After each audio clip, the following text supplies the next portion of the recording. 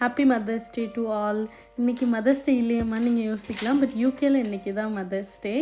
Mother's day ஸ்பெஷலாக நிக்கில்கிட்டேருந்து எனக்கு இந்த அழகான ஒரு க்ரீட்டிங் கார்டு நோட்டும், அப்புறம் அவங்க அப்பா எனக்கு ஒரு ரெட் ரோஸும் வாங்கி கொடுத்தாங்க.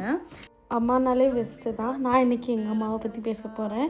எங்கள் அம்மா இந்த பாட்டில் வர மாதிரி தான் எங்களுக்கு கல்லொடைச்சி வளர்த்தாங்க.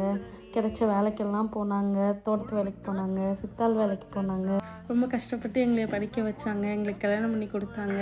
சின்ன பிள்ளையா இருக்கும்போது நான் யோசிச்சிருக்கேன் நமக்கு எதுவுமே கிடைக்கல அப்படின்னு சொல்லிட்டு. பட் அவங்க எங்களுக்கு ஒன்று கிடைக்கணும் அப்படிங்கிறதுக்காக அவங்க எவ்வளோ கஷ்டப்பட்டாங்கிறது ஒரு அம்மாவானதுக்கப்புறம் என்னால் இப்போ புரிஞ்சுக்க முடியுது.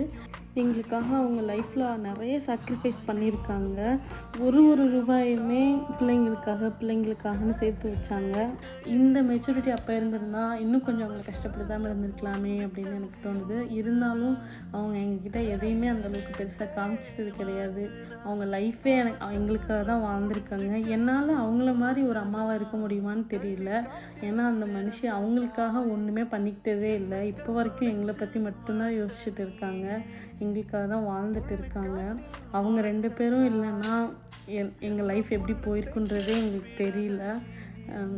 வி லவ் யூ அம்மா. நாங்கள் 3 பேரும் கண்டிப்பாக உங்களை நல்லபடியாக பார்த்துப்போம். நீங்கள் ரொம்ப பெஸ்ட் எங்களுக்கு.